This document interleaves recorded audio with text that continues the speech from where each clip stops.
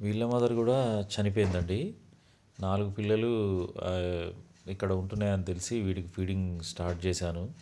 చిన్న పిల్లలని జెప్పి ఇప్పుడు నేను ఇక్కడి నుంచి తీసుకొని పోయి ఎలా ఉంటాయో అని తీసుకొని పోయి నా దగ్గర పెట్టుకుంటే, ఆల్రెడీ ఇంట్లో డాగ్స్ ఉన్నాయి. Rent house first floor.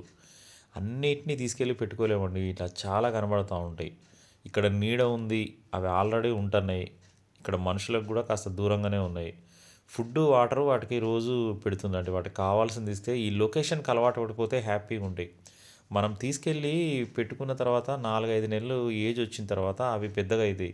తిరుగుతా ఉంటాయి. చుట్టుపక్కల అందరితో కూడా ప్రాబ్లమ్ అయితది. ఎందుకంటే చాలా అయితే ఎక్కడైనా ప్రాబ్లమే గదండీ. 5, 6 కంటే ఎక్కువ మనం ఇంట్లో పెట్టుకుంటే ఇంట్లోనే కంటిన్యూగా కట్టేసి ఉంచలేము. బయటికి వదిలినప్పుడు చుట్టుపక్కల గూడా ప్రాబ్లమ్ అయితది. అరుస్తా ఉంటాయి, పోతా ఉంటాయి, తిరుగుతా ఉంటాయి. ఇక అది ఉన్నప్పుడు జనాలతోని ఇబ్బంది అవుద్దండి. అందుకే అవి ఉన్న లొకేషన్‌లో కాస్త ఫుడ్డు, వాటర్ అందించగలిగితే చాలండి. అన్నిటిని తీసుకెళ్ళి ఇంట్లో పెట్టుకోలేం. అది ఇబ్బందే అందరికీ గూడా.